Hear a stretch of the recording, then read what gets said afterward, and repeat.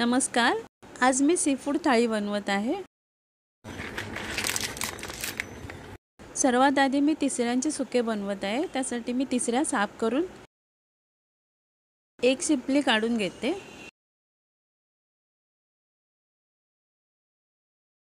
तिसऱ्या साफ करून स्वच्छ धुवून झालेले आहेत. आता एका कढईत मी तेल घेऊन त्यात बारीक चिरलेलं आलं, लसूण, हिरवी मिरची परतून घेते. त्याच्यावर बारीक चिरलेला कांदा परतून घेते. थोड्या वेळाने त्याच्यावर टोमॅटो घालून थोडंसं मीठ घालून टोमॅटो नरम होईपर्यंत शिजवून घेते. टोमॅटो नरम झालेले आहे. त्याच्यावर लाल मिरची पावडर, हळद आणि गोवन गरम मसाला घालून सगळं मिक्स करून घेते.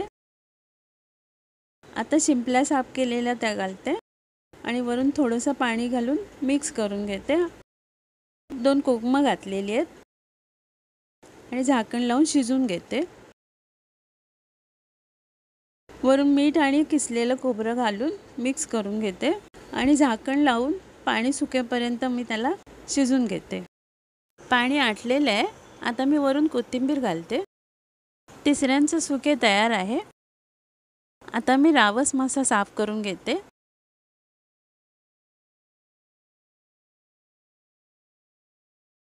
साफ करून झालेलं आहे. आता मी त्याचे तुकडे करून घेते.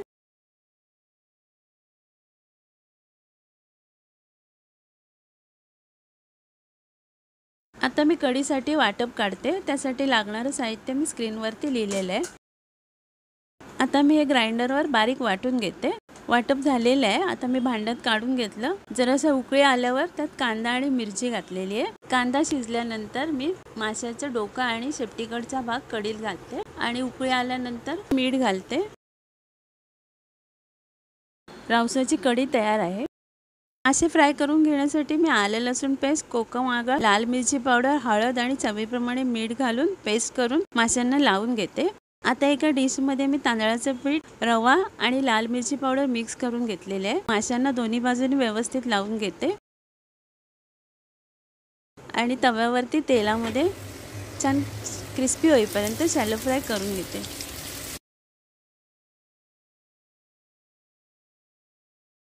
आता मी सर्व करते. आजची सीफूड थाळी तयार आहे.